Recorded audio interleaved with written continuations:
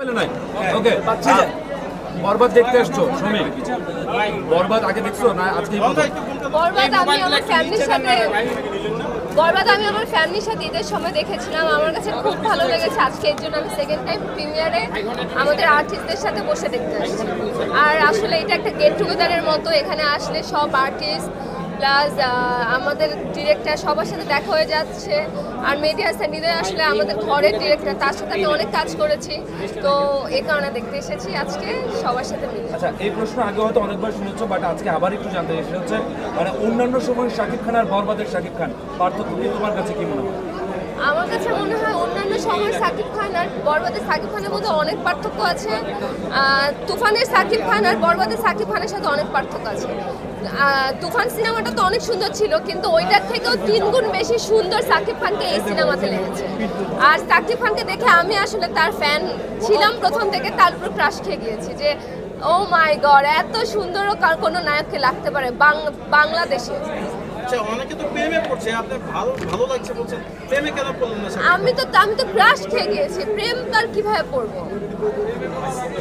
সে তো best, Shakib Khan is the best. আরেকটা বিষয়, অনেকে শাহরুখ খানের সাথে তুলনা করছে সাকিব খানকে। কোনোদিনই সাকিব খানের সাথে শাহরুখ খানের তুলনা আমার কাছে মনে হয় না। শাহরুখ খান হ্যান্ডসাম, সাকিব খান শাহরুখ খানের থেকেও হ্যান্ডসাম। তাই?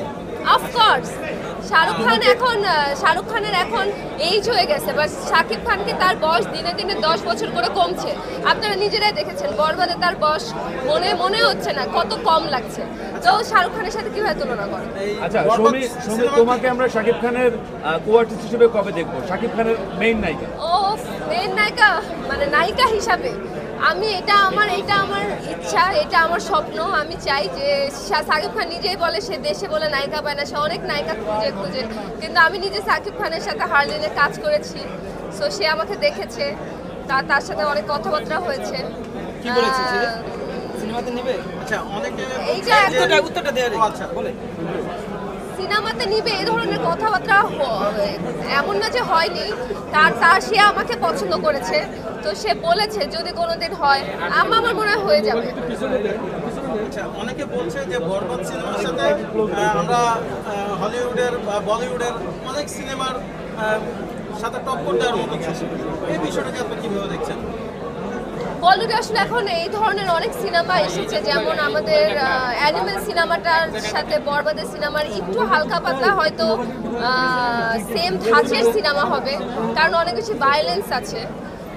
অ্যানিমেলও এরকম ছিল, বরবাদটাও একটু এরকম, হয়তো এই কারণে মানুষজন বলছে যে অনেক মিল পাচ্ছে। বাট তারপরও বরবাদ অ্যানিমেলের কথা মানুষ বলতেছে ওইটা অ্যানিমেলের জায়গায়। বাট আমরা প্রাউড যে আমরা বলিউডের আমরা যদি কপিও করে থাকি বাই এনি চান্স, কোনো একটা দুটো সিন যদি কপিও হয়, আমরা যে এত সুন্দর করে কপিটা করতে পেরেছি, এই হিসাবে বাংলাদেশ হিসাবে আমাদের প্রাউড হওয়া উচিত যে বাংলাদেশে বাজেট অনেক বেশি, তারপরে যে মেকিং এত ভালো। একটা নতুন ডিরেক্টর, নাটকের একজন ডিরেক্টর হঠাৎ করে এসে এত ভালো একটা আসলে মেকিং করেছে, ধামাকা দিয়েছে, দর্শকদের উপহার দিয়েছে, এটা আসলে অনেক বড় একটা জিনিস। আপু তুমি যে প্রশ্নটা দিয়ে একটা প্রশ্ন করে দিই, তারপর হচ্ছে আপনার প্রশ্ন করেন, সেটা হচ্ছে যে সমী অন্য এক অভিনেত্রী বলেছিলেন যে